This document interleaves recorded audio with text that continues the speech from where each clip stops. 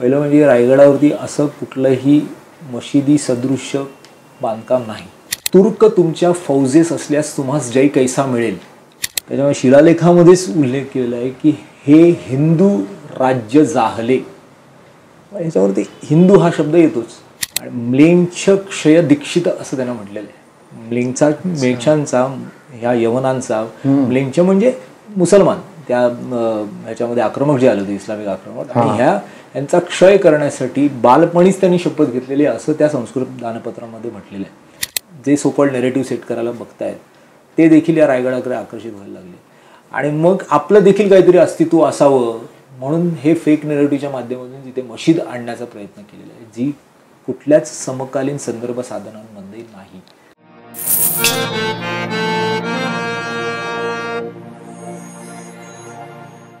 नमस्कार. गप्पा गोष्टींचा खजिना लुटण्यासाठी पॉडकास्टच्या डबोल्यात तुमचं मनापासून स्वागत आहे.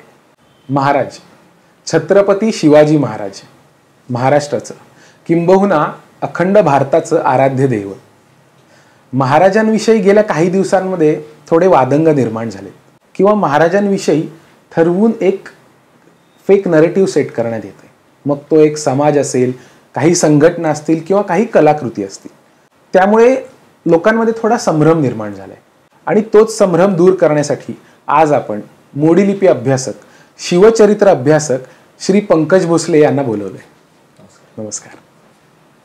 माझा पहिलाच प्रश्न असा आहे की छत्रपती शिवाजी महाराजांना कोणत्याही धर्मात किंवा कोणत्याही एका समुदायात अडकवून ठेवणं किती योग्य आहे? छत्रपती शिवाजी महाराज ह्या अखंड भारताच्या आपण प्रेरणास्त्रोत असं म्हणतो. आणि हे म्हणत असताना त्यांच्या समकालीन इतिहास साधनांचा अभ्यास देखील करणं गरजेचं आहे. म्हणजे त्यांचं जीवनचरित्र काय आहे, त्यांच्या अनेक संदर्भ साधनांमध्ये काय गोष्टी लिहिलेल्या आहेत, हे समाजापुढे येणं गरजेचं आहे. शिवाजी महाराजांनी आपलं स्वराज्य घडवलं. त्यांनी प्रत्येकामध्ये, म्हणजे इथे असलेल्या प्रत्येक हिंदू जनांमध्ये एक स्वत्वाची भावना निर्माण केली आणि मग तीच राष्ट्रीयत्वाची भावना त्यांच्यामध्ये वृद्धिंगत होत गेली. म्हणजे ज्या काळामध्ये इथे धर्मांध असे वेगवेगळे सत्ताधीश, वेगवेगळे आक्रमक इथे येत होते आणि आक्रमणं करत होते, आपली संस्कृती बदलण्याचा प्रयत्न करत होते आणि ही संस्कृती टिकवून ठेवण्याचं कार्य छत्रपती शिवाजी महाराजांनी केलं. मग हे इतिहास संशोधन कशासाठी, की इतिहास संशोधनामधला शिवचरित्र कशासाठी? कारण काय एक वाक्य आहे, म्हणजे जेवढा आपण संदर्भ जास्ती देऊ, जेवढे चांगले आणि योग्य खरे जेव्हा संदर्भ देऊ, त्याच माध्यमातून जेव्हा इतिहास प्रगटतो, जेव्हा इतिहास सांगितला जातो, तो शिवचरित्राच्या अधिक जवळ जाऊन पोचतो. बरोबर. शिवाजी महाराजांच्या अनेक लढाया किंवा अनेक त्यांचे जीवनामधले प्रसंग असे आहेत की ते सांगतात की छत्रपती शिवाजी महाराज हे हिंदू धर्माभिमानी होते. आपण एक साधं उदाहरण घेऊ की शिवाजी महाराजांनी पहिल्यांदा जेव्हा आपल्या पुणे परगण्यामध्ये आपलं स्वतःचं कारकीर्द सुरू केली आणि त्यांच्या वडिलांनी त्यांना, शहाजीराजांनी इथे पाठवलं पुणे परगण्यामध्ये, आणि त्यांनी पहिल्यांदा जे काही दानपत्र दिलेलं आहे ते कसबा पेठेतल्या गणपतीला दानपत्र आहे. अच्छा. आणि ह्या कसबा पेठेच्या गणपतीला आजही आपण तिथे गेल्यानंतर तो कसबा पेठेतला गणपती आहे, त्याच्यामध्ये त्याची दिवाबत्ती व्हावी, त्या देवाची दिवाबत्ती व्हावी आणि ह्या देवाचं संरक्षण व्हावं, ह्याच्यासाठी शिवाजी महाराजांनी ते कार्य प्रथम सुरू केलेलं आहे. म्हणजे बघा, एवढे आक्रमक इथे आहेत, इथे उद्ध्वस्त केलेलं आहे पुण्या आणि तो सगळा भाग त्यांनी बेचिराग करून टाकलेला आहे. कोणीही धजावत नाही आहे पूजा करायला देखील. आपल्याला माहिती आहे अनेक धर्मांतरं झाली, इथे प्रत्येक मंदिरं पाडली गेली. तर ह्या मंदिरांवरती पुन्हा आपल्याला आपल्या हिंदूंच्या देवता आहेत त्या पुनर्प्रस्थापित करणं गरजेचं आहे, त्यांचं पूजन होणं गरजेचं आहे. ह्याच्यासाठी शिवाजी महाराजांनी ते कार्य केलेलं आहे. हे झालं एक उदाहरण. नंतर आपण महाराष्ट्रामध्ये इतर ठिकाणी आपण जेव्हा बघतो किंवा वेगवेगळ्या ठिकाणी जी मंदिरं उद्ध्वस्त झाली होती किंवा अगदी उत्तरेमधनं जे काही वादळ आलं, ही जी काही इस्लामिक आक्रमण आली, त्यांनी सगळीच मंदिरं तोडत आलेली. मग शिवाजी महाराजांनी काय केलं की आपला स्वराज्य आपल्याला निर्माण करायचं असेल तर प्रत्येक हिंदू धर्मियांना, प्रत्येकाला आपल्या स्वत्वाची जाणीव ही होणं गरजेचं आहे. आणि ती स्वत्वाची जाणीव केव्हा होते की जेव्हा ते एकत्रित येतील, एकवटतील आणि आपल्या स्वराज्यासाठी कार्य करतील. बरोबर. मग त्यांना हवं नको असलेल्या सगळ्याच बाबी त्यांना बघणं गरजेचं होतं. क्रमप्राप्त आहे. शिवाजी महाराजांनी हेच केलं. आणि मग प्रत्येक मंदिरांमध्ये किंवा देवी देवतांच्या ज्या काही पूजा अर्चा असतील त्यांनी हळूहळू त्यांना संरक्षण दिलेलं आहे, वेळोवेळी संरक्षण दिलं आहे, वेळोवेळी त्यांना दानपत्र दिलेली आहेत, जेणेकरून मंदिरं आणि त्याच्यामधल्या पूजा अर्चा ह्या अबाधित राहतील. आणि त्याला संरक्षण दिलं खऱ्या अर्थाने. एक शिवाजी महाराजांच्या नंतरच्या कालखंड म्हणजे संभाजी महाराजांचंच पत्र आहे जे संभाजी महाराजांनी कुडाळच्या बाकरे शास्त्री यांना दिलेलं आहे. त्याच्यामध्ये स्पष्ट उल्लेख आहे, त्यांच्या पूर्ण कुळाचा उल्लेख त्यांनी केलेला आहे. आपल्या वडिलांपासून आपल्या आजोबांपर्यंत त्यांनी काय कार्य केलं ह्या सगळ्या समाजासाठी, हिंदूंच्या धर्मासाठी काय काय कार्य केलं आहे हे त्याच्यामध्ये नमूद केलेलं आहे. आपल्या शहाजीराजांचं नाव घेताना ते अभिमानाने सांगतायत की हे हिंदेव धर्म जीर्णोद्धारक असं म्हटलेलं आहे त्यांनी. हिंदू धर्माचा जीर्णोद्धार करण्याची शपथ शहाजीराजांनी घेतलेली आहे, त्यासाठी ते कार्य करत आहेत. त्याच पत्रामध्ये अजून एक संदर्भ आहे की आपल्या शिवाजी महाराजांनी वडिलांनी काय केलं आहे की वडिलांनी ह्या यवनांचं निर्दालन करण्यासाठी शपथ घेतलेली आहे. आणि म्लेंछ क्षय दीक्षित असं त्यांना म्हटलेलं आहे. म्लेच्छांचा ह्या यवनांचा, म्लेंछ म्हणजे मुसलमान, त्या ह्याच्यामध्ये आक्रमक जे आले होते, इस्लामिक आक्रमक, आणि यांचा क्षय करण्यासाठी बालपणीच त्यांनी शपथ घेतलेली आहे असं त्या संस्कृत दानपत्रामध्ये म्हटलेलं आहे. आणि हे दानपत्र आजही उपलब्ध आहे. मग ह्याच्यावरून आपण जेव्हा पाहतो तेव्हा ह्या सगळ्या समकालीन संदर्भांचा जेव्हा अभ्यास करतो तेव्हा खऱ्या अर्थाने कळतं की शिवाजी महाराजांचं स्वराज्य कशासाठी त्यांनी तयार केलं होतं. एक अजून एक तुम्हाला उदाहरण सांगतो की आपण जर गोव्याला गेलो, आजही माहिती आहे गोव्याचं सप्तकोटेश्वराचं मंदिर आहे, शिवाजी महाराजांनी त्याचा जीर्णोद्धार केला. त्या सप्तकोटेश्वर मंदिरामध्येच नंतरच्या कालखंडामध्ये त्याच गोव्यामध्ये आजही तिथे एक शिलालेख ठेवलेला आहे. गोवा आर्काईव्हमध्ये गेलात तर तिथे तुम्हाला पाहायला मिळतं. त्याच्यामुळे शिलालेखामध्येच उल्लेख केलेला आहे की हे हिंदू राज्य जाहले. ह्याच्यावरती हिंदू हा शब्द येतोच, हिंदू राज्य झाले. ह्या सगळ्या संदर्भ साधनं अगदी त्या काळामध्ये पत्र हे सांगतात की छत्रपती शिवाजी महाराजांचा खरा धर्म किंवा शिवाजी महाराजांनी कुठल्या धर्माचा प्रसार केला आणि त्यांना कुठला धर्म अभिप्रेत आहे तो म्हणजे हिंदू धर्म. आणि ह्याच संदर्भ साधनांमधून आपण सांगू शकतो. आणि शिवाजी महाराजांनी अशाच प्रकारची कार्य आणि त्यांच्या पुढच्या सगळ्याच अनुयायांनी, त्यांच्या सगळ्या पिढीने तसंच कार्य केलेलं आहे. म्हणून आपण म्हणतो ना की अहत तंजावर ते तहत पेशावरपर्यंत शिवाजी महाराजांचं साम्राज्य वृद्धिंगत होत गेलं. आणि नंतरच्या काळामध्ये जी मंदिरं पाडली गेलेली होती ती पुनर्जीर्णोद्धार करून आपल्याला पाहायला मिळतात. म्हणजे आपलं काशी विश्वेश्वराचं मंदिर बघा, उदाहरण आहे, समोरचं उदाहरण आहे आपल्या की अहिल्यादेवी होळकरांनी नंतर अशा वेगवेगळ्या मंदिरांचा पुनर्जीर्णोद्धार केला. ही भावना कुठनं निर्माण झाली? छत्रपती शिवाजी महाराजांनी केलेलं कार्य, ती भावना त्यांच्यामध्ये निर्माण झाली आणि म्हणून ते प्रेरित होऊन आपल्या हिंदूंचा मंदिरांचा जीर्णोद्धार करणं, आपला धर्म जीर्णोद्धार करणं, धर्माला बळकट करणं हे कार्य शिवाजी महाराजांनी. पण मग आता मला ह्याच्यावर एक असा प्रश्न पडतोय की सध्या जो एक वादंग निर्माण झालाय, एक सिनेमा येतो, त्यावरनं बऱ्याच लोकांना आक्षेप असतो, काही लोकांना ते योग्य वाटतं, काहींना अयोग्य वाटतं. आता मी सिनेमा पाहिला नाही, आपणही पाहिला नाहीये, कोणीच पाहिला नाही अजून, कारण तो रिलीज झालेला नाहीये. पण त्या सिनेमामध्ये एक असं वाक्य आहे की 35% मुसलमान महाराजांच्या सैन्यात होते किंवा महाराजांचे अंगरक्षकही मुसलमान होते. तर त्यात किती तथ्य? कुठलाही चित्रपट काढताना खरं तर इतिहासाचे प्रमाणभूत अशी साधनं अभ्यासणं गरजेचं आहे आणि तोच खरा इतिहास दाखवणं अभिप्रेत आहे. आजकाल काय झालं आहे, चित्रपटाच्या माध्यमातून अभिव्यक्ती स्वातंत्र्य किंवा मला वाटेल तसं कुठल्या तरी खऱ्या गोष्टींना छेद देऊन काहीतरी जेवढं सोयी मांडायचं आहे आपल्या सोयीपुरतं मांडणं हे चाललेलं आहे. शिवाजी महाराजांनी जेव्हा शहाजी राजांकडून जेव्हा कार्य करायला सुरुवात केली त्यांनी आपल्याला माहिती आहे की शंकराच्या पिंडीवरती रायरेश्वराला शपथ घेतली आणि स्वराज्याची निर्मिती करायला सुरुवात केली. सुरुवातीच्या काळामध्ये शहाजीराजे देखील आदिलशाही फौजेत आहेत, त्यांच्या इथे ते सगळं करत आहेत. ते स्वराज्य ते देखील स्थापन करण्याच्या सुप्त इच्छा आहे त्यांच्या मनामध्ये. त्यांच्या बरोबरी असलेले मुस्लिम सरदार त्यांच्या बरोबरीने आहेत. जेव्हा आपला मुलगा हे सगळं काम करणार आहे, कार्य करणार आहे, तेव्हा साहजिकच आहे एवढ्या सगळ्या मंडळींना एक बाजूला एकत्र काढणं किंवा एकदम झिडकारणं देखील ते योग्य नाही, शक्य नाही. बरोबर. शहाजीराजांनी काही मुस्लिम सरदार शिवाजी महाराजांबरोबर दिलेले आहेत. शिवाजी महाराजांनी जेव्हा कोकण स्वारी केलेली आहे त्याच्यामध्ये उल्लेखच आढळतो, शिवभारतामध्ये तो उल्लेख आहे की कोकणामध्ये जेव्हा स्वारी केल्यानंतर त्यांनी पहिलं कार्य काय केलं असेल की आदिलशाही मुलूक हा आपल्या ताब्यात जास्तीत जास्त येणं गरजेचं आहे. कारण आपलं स्वराज्य आपल्या आता ताब्यात आलेलं आहे, आपल्याला स्वतःचं राज्य घडवायचं आहे. कारण का हे सगळे सत्ताधीश जे आहेत ते काय करतात त्यांनी पाहिलं आहे की आक्रमक एवढे निष्ठुर झालेले आहेत की त्यांनी त्यांचं धर्मांतर सुरू केलं आहे. इकडे येणाऱ्या सगळ्या जे काही मंदिरं आहेत तिथं तोडलीच आहेत, सगळ्यांना गुलाम बनवायला सुरुवात केली, स्त्रिया बाटवल्या सुरुवात केलेली आहे. हे सगळं करताना हे सगळं पाहत आहेत.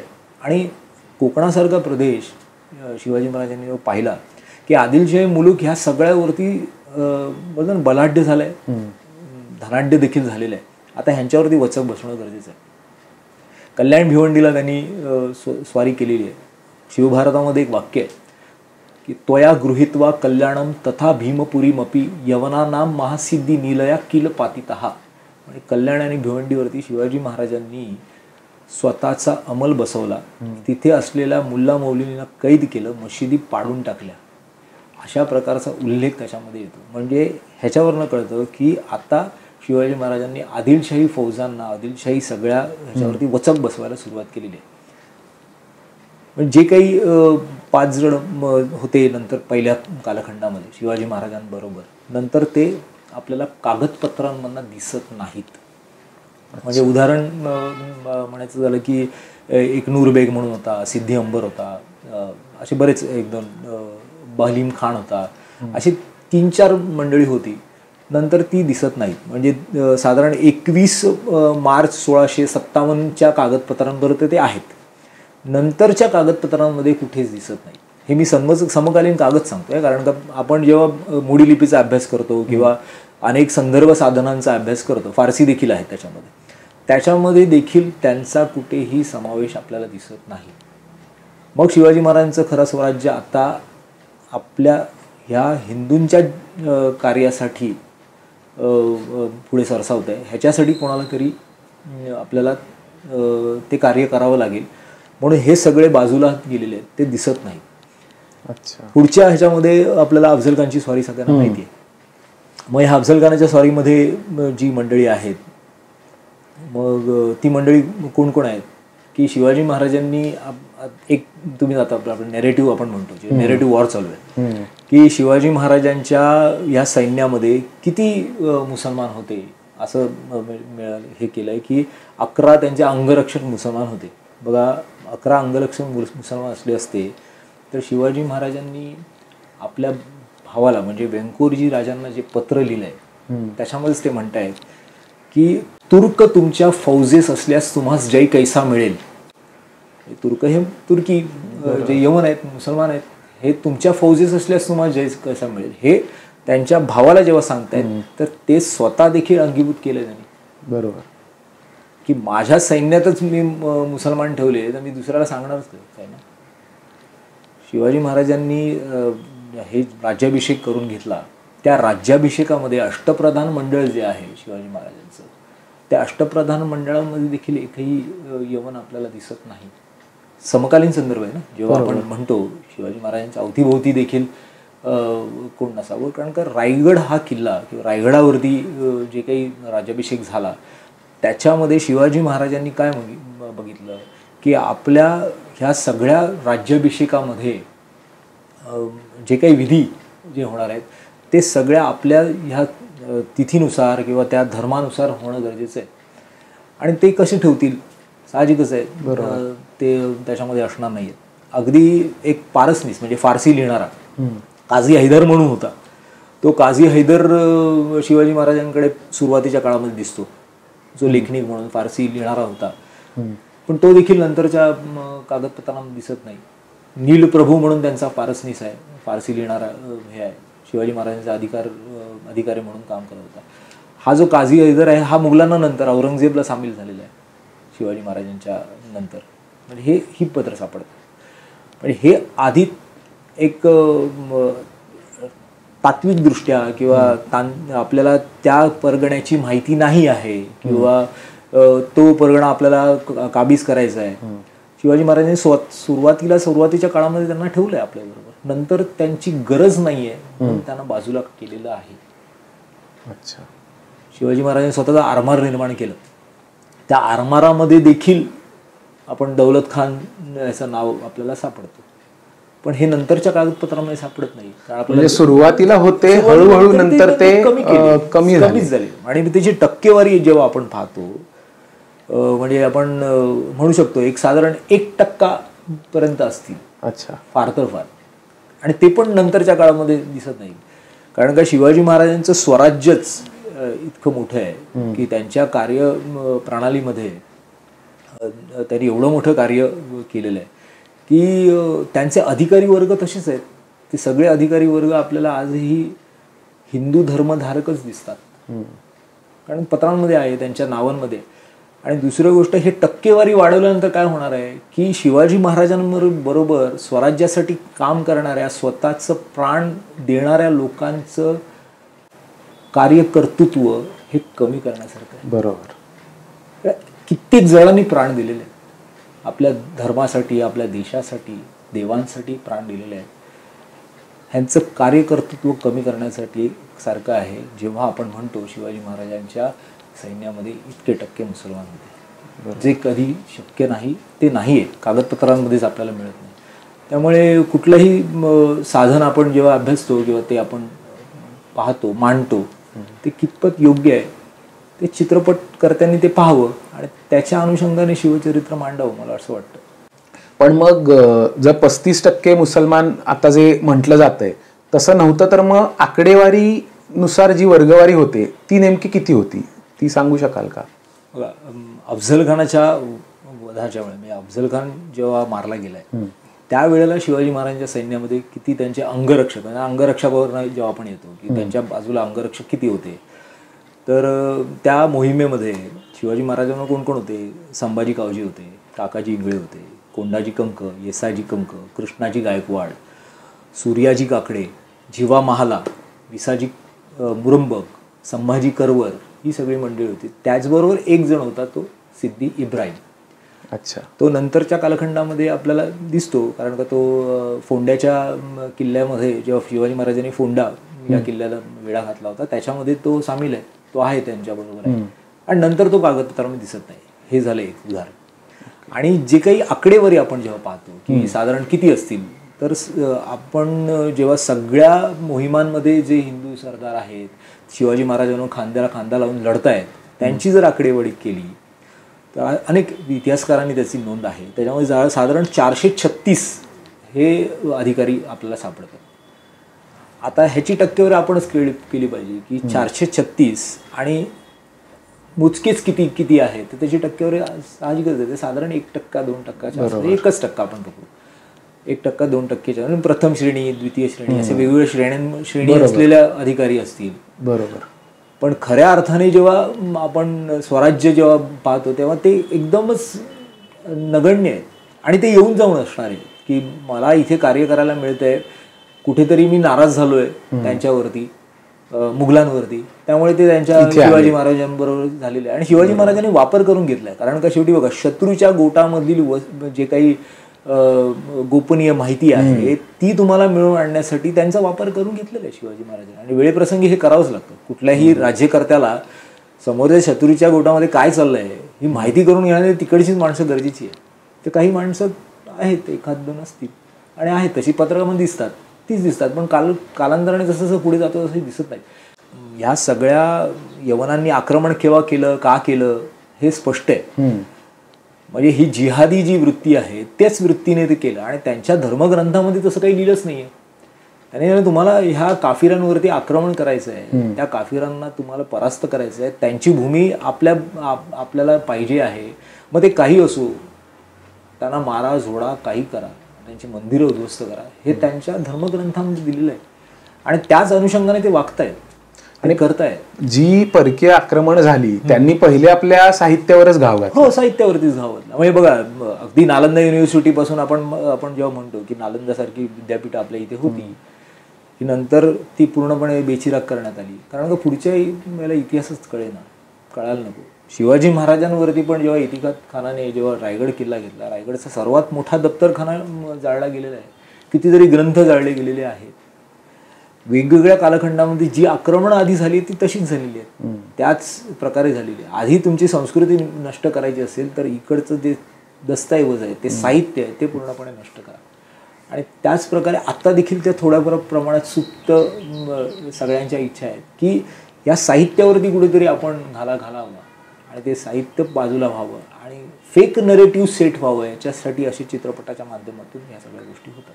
पण मग मला अजून एक आता प्रश्न आहे असा, म्हणजे महाराजांच्याच गड किल्ल्यांबाबतीत आहे की आता 2000 मला वाटतं 2014-15 पासनं उजव्या विचारसरणीचं सरकार आपल्याकडे आहे, पण तरीही आज कित्येकशा गड किल्ल्यांची अवस्था ही दुर्दैवी आहे, जीर्ण झालेले ते. आता काही 10 किल्ले ताणले, जवळजवळ 12 किल्ले, पण फक्त 12च, म्हणजे महाराजांच्या किल्ल्यांची संख्या बघता फक्त 12च किल्ले. हे मुळातच हे किल्ले म्हणजे आपल्या सगळ्या धारतीर्थी पडलेल्या यांची स्मारक आहेत.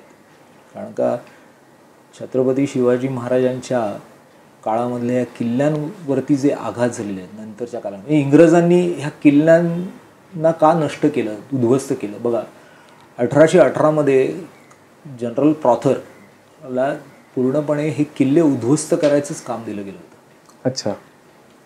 कारण हे प्रेरणास्त्रोत आहेत. बरोबर. की इथे येणारा प्रत्येक व्यक्ती, म्हणजे आजही आपण किल्ल्यावरती गेल्यानंतर आपल्याला स्फुरण चढतं.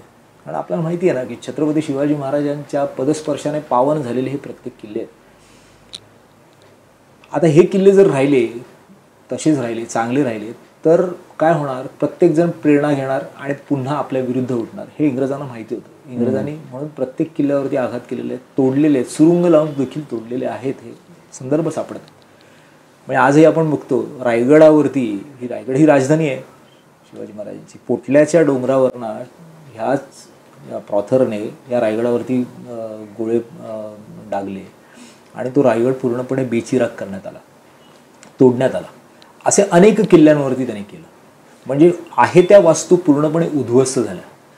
आता आपल्या स्वातंत्र्याला 77 वर्ष आहेत आता गेलेले. इतक्या वर्ष कालखंडामध्ये त्याच्याकडे ट्रेकर्स किंवा इतिहास अभ्यासक किंवा इतिहास संशोधक ह्यांनी पाहिलं, खूप जवळून पाहिलं. त्या किल्ल्यावरची नासधूस पाहत गेले. कारण का एकदा किल्ला ढासळला, तो पुन्हा उभं करणं, तसंच्या तसं उभं करणं खूप जिकिरीचं काम आहे. कारण का ह्याला खूप मोठं संशोधन लागतं खरं सांगायचं तर. आणि तो मूळ स्वरूपात कसा होता, कारण त्याची संदर्भ साधनं खूप तुटक आहेत, कमीच आहेत. कारण का एखादा नकाशा कुठला तरी असेल तर आपण सांगू शकतो या नकाशाच्या अनुषंगाने आपण तो किल्ला परत बांधू शकतो. कारण का जेव्हा उत्तरेतले किल्ले पाहतो तेव्हा उत्तरेतले किल्ले काय ते शरणागतीचेच प्रतीक आहेत. कारण तिथे आपल्या मुलीबाळींना देऊन टाकणं किंवा त्यांना हे करणं आणि त्यांचं लांगुल चालन करणं इस्लामिक सत्तांचं आणि आपलं हे राहणं. शिवाजी महाराजांच्या या प्रत्येक किल्ल्याने प्रतिकार केलेला आहे. नाही, हिंदूंची चोटी म्हणजे हिंदूंसाठी ही भिंत तयार झालेली आहे. म्हणजे आपण पूर्व ते पश्चिम भाग सगळा पाहिला, शिवाजी महाराजांनी एक भिंतच तयार केली. नंतरच्या कालखंडामध्ये तंजावरपर्यंत आपण दिग्विजय केला आणि हा तंजावरचा किल्ला देखील या ह्याच्या यादीमध्ये समावेश केलेला आहे. पण हे किल्ले जेव्हा पाहतो ना तेव्हा हे सगळं अभ्यास करावा लागतो. कारण काय हे पूर्ण ढासळलेले आहेत, आजही ढासळलेले पाहायला मिळतात. पण आपल्याला काय करायचं आहे, प्रत्येक नागरिकाचं देखील कर्तव्य आहे. आपण नुसतं शासनावरती आपण टाकतो की बाबा शासनाने हे केलं पाहिजे. 10 वर्ष ते करतायत. कारण का आता 12 किल्ले झालेले आहेत, 12 किल्ले युनेस्कोच्या ह्याच्यामधनं येत आहेत. पण प्रत्येकाने गेल्यानंतर किल्ल्यावर मला कसं वागायचं आहे, किल्ल्यावर मला काय पाहायचं आहे आणि किल्ल्याचं जास्तीत जास्त पावित्र्य राखून ते समाजापर्यंत कसं पोचवायचं आहे. बरोबर. कारण मी नुसता एखादा किल्ला पाहून आलो आणि बोलून आलो की अरे उधर कुछ नाही, असं मला बरेच वेळा आलं काहीच पाहायला मिळत नाही, तिथे काहीच दिसत नाही. काही पाहिलं तशी नजर पाहिजे की ह्याच्यावरती काय काय झालंय, काय काय घटना घडलेल्या आहेत, ते जेव्हा अभ्यासतो तेव्हा खऱ्या अर्थाने कळतं अरे हे जर किल्ले राहिले नसते असेच तर खाली मग आजकाल मंदिर राहिले. आज मला सुंदर मंदिरच उत्तर दक्षिणेमध्ये गेल्यानंतर पाहायला मिळतात, आजही सुस्थितीत आहेत. बरोबर. शिवाजी महाराज या किल्ल्यांनी सगळ्या ही भिंत अडवून ठेवली नसती तर ते आक्रमण खालपर्यंत गेलं असतं. बरोबर. करणं गरजेचं आहे, होतंय, पण ज्या प्रकारे व्हायला पाहिजे ते थोडं संत गतीने मी म्हणतो. कारण का एकतर ती जनजागृती आपल्याला पाठ्यपुस्तकातूनच नाही, मी पाठ्यपुस्तक मुद्दामून सांगतो, कारण का शाळेमध्येच आपल्याला हे काय गोष्टी शिकवल्या जात नाही. बघा, शाळेमध्ये जर सांगितलं गेलं की मला प्रेक्षणीय स्थळ बघायला जायचं किंवा कुठेतरी मॉलला जायचं किंवा कुठल्या तरी एका रिसॉर्टला जायचं तर लगेच मुलं धावतात. पण शाळांमधनं त्या किल्ल्यांवरती सहल घेऊन जाणं, त्या किल्ल्यांचं काय महत्व आहे, स्थापत्यशास्त्र काय आहे हे सांगणं गरजेचं आहे, जेणेकरून येणारी पुढची पिढी काय होईल त्याच्यामधनं शिकेल, काहीतरी पुढे आर्किओलॉजिस्ट तयार होतील. बरोबर. त्याच्यावरनं काहीतरी ते संशोधन करतील, त्याच्यामध्ये अजून काहीतरी भर घालतील. कितीतरी डिझायनर्स आहेत आजकाल जे डिझाईन करतात, स्कल्पचर्स करतात, ते पुन्हा रिडेव्हलप करतील. कारण तुटलेलं आहे सगळं, काही अवशेष पूर्णपणे तुटलेले आहेत, ते रिडेव्हलप करणं गरजेचं आहे. आता मी जेव्हा आर्किओलॉजीचा अभ्यास करत होतो तेव्हा ह्याच गोष्टी पाहतो किंवा की हे एक अमुक मंदिर आहे किंवा एक वास्तू आहे, ते पुन्हा रिडेव्हलप कशी करता येईल. आता आपलं तंत्रज्ञान विकसित झालं, AI वगैरे सगळे गोष्टी. बरोबर. तर तेच मॉडेल कसं डेव्हलप करता येईल हे नवीन पिढीने देखील, येणाऱ्या पिढीने देखील अभ्यासणं गरजेचं आहे. मला वाटतं शालेय अभ्यासक्रमामध्ये सर हे सगळ्या गोष्टी आल्या तर मग अजून त्याला एक उभारी मिळेल आणि चांगल्या प्रकारे ते किल्ले पूर्ण प्रस्थापित होतील. मला वाटतं सुरू झालंय, होईल, हळूहळू व्हायला पाहिजे आणि ते होणं क्रमप्राप्त आहे, व्हायलाच पाहिजे. पुढचा प्रश्न माझा आहे की रायगडावर जी मशीद आहे ती पूर्वीपासनं होती, ती महाराजांनीच उभारली का ती नंतर उभारली गेली? पहिलं म्हणजे रायगडावरती असं कुठलंही मशिदी सदृश्य बांधकाम नाही. या चित्रपटामध्ये आता येऊ घातलेला चित्रपट आहे त्याच्यामध्ये असे काही गोष्टी आलेल्या, त्याच्यामध्ये हा एक मुद्दा आहे. छत्रपती शिवाजी महाराजांनी ज्येष्ठ शुद्ध त्रयोदशीला किल्ले रायगडावर राज्याभिषेक करून घेतला. या रायगडावरती एक समकालीन शिलालेख आजही उपस्थित आहे, तिथे आहे, पाहायला मिळतो. जगदीश्वराच्या बाहेर तुम्हाला तो शिलालेख पाहायला मिळतो. तो 2 श्लोकांचा संस्कृतमध्ये लिहिलेला, आपला मराठी देवनागरीमध्ये असलेला शिलालेख त्याच्यामध्ये आढळतो. मग त्याच्यामध्ये काय काय लिहिलं आहे शिलालेखामध्ये की शिवाजी महाराजांनी आपला राज्याभिषेक केव्हा केला त्याची तिथीचा उल्लेख आहे पूर्णपणे त्या पहिल्या श्लोकामध्ये. आणि नंतर त्या रायगडावरती कुठल्या कुठल्या वास्तू आहेत ह्याचा उल्लेख आहे. मग त्यामुळे नरेंद्र सदने असतील, त्याच्यामध्ये विहिरी आहेत, कूप आहे, शिवाजी महाराजांनी हत्तीशाळा बांधली किंवा त्या तो जो मार्ग बांधला, राज्याभिषेक राज सदर आहे, त्या सगळ्या गोष्टींचा उल्लेख आपल्याला पाहायला मिळतो. हा समकालीन आहे, त्याच्यामध्ये कुठेही मशिदीचा नामोल्लेख देखील येत नाही. पण मग आता युनेस्कोच्या ज्या 12 किल्ल्यांमध्ये रायगडचा समावेश आहे, आता तर सध्या ती मशीद तिथे तशीच आहे? नाही, तसं काही नाही आहे, तसं दिसत पण नाही. बघा, रायगड खालून म्हणजे आपण कोंजरवाना वरती आल्यानंतर आपण जेव्हा रायगडच्या माचीवरती येतो आणि बालेकिल्ला जेव्हा पाहतो, रायगडाच्या वाटेवर एकही मशीद आपल्याला दिसत नाही. ह्या नंतरच्या कालखंडामध्ये कोणीतरी पाहिलं गेलं, कोणत्या तरी एक संदर्भ साधन वाचलं आणि लिहून दिलं की रायगडावरती मशीद होती किंवा रायगडावरती तत्सम इसमाने मशीद बांधली किंवा शिवाजी महाराजांनी बांधून दिली.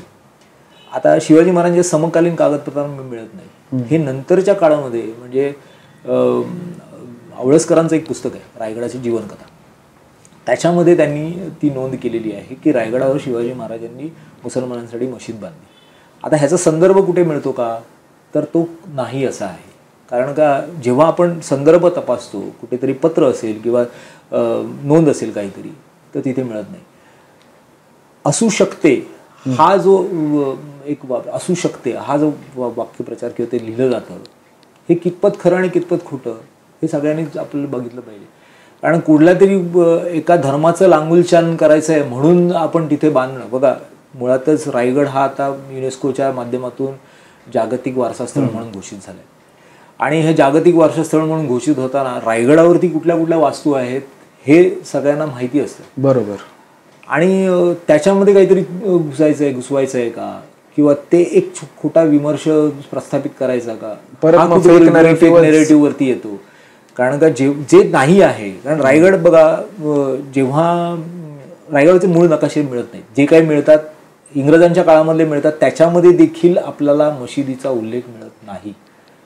किती मोठं की इंग्रजांच्या काळामध्ये देखील उल्लेख मिळत नाही. जो जेम्स डॉग्लस तिथे आला होता त्यांनी काही नोंदी केलेल्या आहेत, त्याच्यामध्ये वेगवेगळ्या वास्तूंच्या नोंदी आहेत त्याच्या, की चुकीच्या पण आहेत, काही काही चुकीच्या आहेतच, बऱ्याचशा चुकीच्याच आहेत. तेव्हा रायगडावरती येणं जाणं कोणालाही शक्य नव्हतं. रायगडावरती बंदीच घातली होती इंग्रजांनी. नंतरच्या काळामध्ये लोकमान्य टिळकांनी त्याच्यावरती त्या समाधीचा जीर्णोद्धार करण्याचा प्रयत्न केला, ती जीर्णोद्धार केली. आणि जवळजवळ 1895च्या दरम्यान ती समिती स्थापन झाली. रायगडावरती उत्सव सुरू झाले, रायगडावरती राबता सुरू झाला. आणि आता आपण रायगड ज्याप्रमाणे बघतो त्याचं आकर्षण सगळ्यांना वाटायला लागलं. मग इतर धर्मीय जे आहेत, जे सोकॉल्ड नेरेटिव्ह सेट करायला बघतायत, ते देखील या रायगडाकडे आकर्षित व्हायला लागले. आणि मग आपलं देखील काहीतरी अस्तित्व असावं म्हणून हे फेक नेरेटिव्हच्या माध्यमातून तिथे मशीद आणण्याचा प्रयत्न केलेला आहे, जी कुठल्याच समकालीन संदर्भ साधनांमध्ये नाही. फक्त एखाद्या व्यक्तीने काहीतरी लिहिलं, एक ओळ लिहिली म्हणून तिथे मशीद होत नाही. कविराज भूषणांचा एक उल्लेख आहे की शिवाजी महाराजांनी ह्या रायगडावर, बघा हे मी समकालीन सांगतोय आता, कारण का आपल्याला समकालीन बघावं लागतं. शिवाजी महाराजांनी काय लिहिलं, मग समकालीन ग्रंथामध्ये काय दिसतं, की कविराज भूषण या रायगडावरती आहेत, त्या रायगड पाहतायत, जवळजवळ 4-1 वर्ष आहेत त्या रायगडावरती. रायगडाच्या प्रत्येक वास्तूच्या, त्याच्यावरती कुठली झाडं आहेत, त्याच्यावरती काय जे त्यांनी सरोवर त्यांनी निर्माण केले, त्याचा सगळ्यांचा उल्लेख ते करतायत. नरेंद्र सदने म्हणतायत कविराज भूषण त्या सगळ्याला.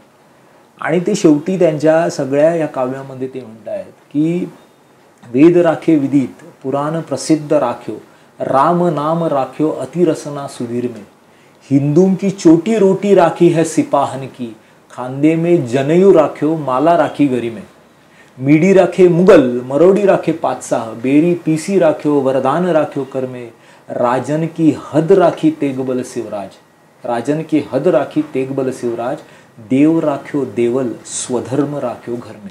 म्हणजे शिवाजी महाराजांनी देवांचं, देवालयांचं आणि स्वधर्माचं रक्षण केलं, म्हणजे हिंदू धर्माचं रक्षण केलं. हे समकालीन पुरावा आहे. आता ह्या जे मराठी साहित्य संस्कृती मंडळाने जे पुस्तक काढलं रायगडाची जीवनकथा, ह्याच्यामध्ये दोन्ही उल्लेख आपल्याला सापडतात. त्यांनी असावी असा उल्लेख केलेला आहे की ह्याच्या रायगडावरती ही मशीद असावी असं त्यांनी लिहिलेलं आहे. एक गोस सरदेसाई यांच्या पुस्तकामधून त्यांनी ते लिहिलं. आता ते गोस सरदेसाईंनी देखील कुठलाही संदर्भ दिलेला नाही हे पण सांगून देतो. कुठलाही म्हणजे संदर्भ, समकालीन संदर्भ एक पुरावा देखील ते वादातीत आहे. पण ते सांगावं आणि हे झाकून ठेवावं, कारण का 8व्या प्रकरणामध्ये कविराज भूषणांचं पूर्ण वर्णन आहे. त्याच्यामध्ये कविराज भूषण काय लिहित आहेत हे सगळं वर्णन देत आहेत, अवळसकरच देत आहेत. आणि समकालीन आहेत. ते स्वतः सांगतायत की शिवाजी महाराजांच्या चरित्राचा पूर्ण सार त्या काव्यग्रंथामध्ये आपल्याला पाहायला मिळतो. मग तो सांगणं योग्य का, हे असं फक्त लपवून सांगणं योग्य, फक्त जे खरं नाही आहे. बरोबर. मला वाटतं इतिहास असाच सांगावा जो आहे, जो सत्य परिस्थितीमध्ये त्या कालखंडामध्ये लिहिलेला, जो इतिहासाच्या त्या संदर्भ साधनांच्या खूप जवळ जातो, त्याच्यावरनं इतिहास मांडणं खूप गरजेचं आहे. आणि नाहीतर काय होणार, मग प्रत्येकामध्ये तो संभ्रम निर्माण होणार आणि इतिहासाचं विकृतीकरण होणार. कारण आजकाल छत्रपती शिवाजी महाराजांच्या इतिहासाचं विकृतीकरणच करणारे बरेच आपल्याला सापडतात. फेक नरेटिव्ह सेट करून त्यांना काहीतरी त्यांच्या सोयीनुसार ते नरेटिव्ह सेट होण्यासाठी. आणि सिनेमांमध्ये तर सिनेमॅटिक लिबर्टी या नावाखाली बऱ्याच गोष्टी म्हणजे चुकीच्या पद्धतीने दाखवल्या जातात. अगदी म्हणजे एवढे आता आपण जेव्हा चित्रपट पाहतो तेव्हा पाहतोच ना, प्रत्येक, मला वाटतं की सांस्कृतिक कार्य मंत्रालय किंवा जी काही मंडळी आहेत त्यांनी ह्याच्यासाठी एक समिती नेमावी. सेन्सर मला कळत नाही, पण मग सेन्सर असताना, सेन्सर बोर्ड असताना ते ह्या गोष्टी बघत नाही म्हणजे आश्चर्य वाटतं. हेच होतं ना की त्याच्यामध्ये का नाही आहे तसे. कारण का आपण महापुरुषांचं जेव्हा चरित्र सांगतो ते योग्य प्रकारेच मांडलं गेलं पाहिजे.